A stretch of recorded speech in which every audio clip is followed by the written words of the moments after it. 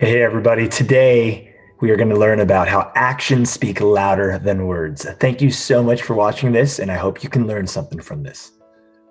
So this week, once again, we're on a theme, a series of how to build long-lasting relationships. And in doing so, we're going to take a look at how actions speak louder than words and how that's going to help us build longer lasting relationships. 3 things today. First, we're going to do a thinking activity. Then we're going to study the 5 love languages. And then we're going to have an action plan to finish. All right, so here we go. Thinking activity. Have you ever heard someone say, I'm going to improve my grades, but then their actions speak otherwise? In my head, I'm thinking, what are you doing to improve your grades? Like, nothing's changed. So why do you think you're going to improve your grades? So I've heard people say that. Have you ever heard someone say, I love my family more than anything, which is a great thing to say. But then you look at their actions and their actions speak otherwise. Like, they're not spending quality time. They're not putting in more effort. Have you ever heard someone say, I really need to get more sleep? But then once again, their actions speak otherwise. As you go through life, understand that how your actions do speak louder than your words, because it shows your effort, and wherever your effort is, that is where your heart is, and that's where your intentions lie. Okay? So I think all of us say things out of good intentions, and I'm not just saying other people do, I do as well, but we need to make sure that our actions back up our values and our words. So that's a huge thing. Okay? So we need to make sure our actions back up our values and our words.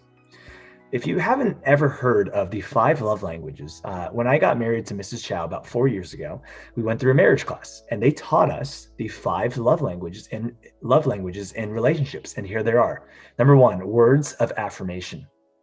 Some people love words of receiving words of affirmation, quality time, physical touch, acts of service, and or receiving gifts.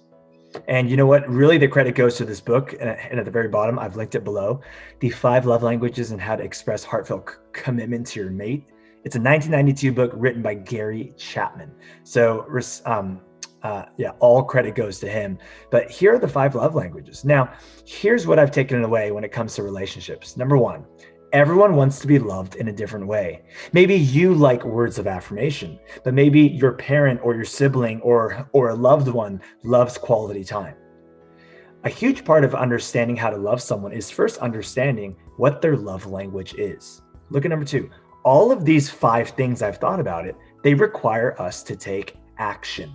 Actions speak louder than words. So regardless of which way you like to be loved, it all goes back down to effort and your actions. All right. So as you keep going through life, think about that. And if you want some more information, go ahead and look up that book.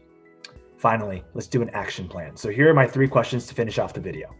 Number 1, is there anything you've said recently that you can act on more going forward? I have.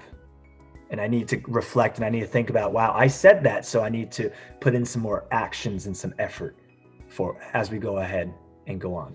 Number 2, an action step. How can we show more care and love to our loved ones during this time?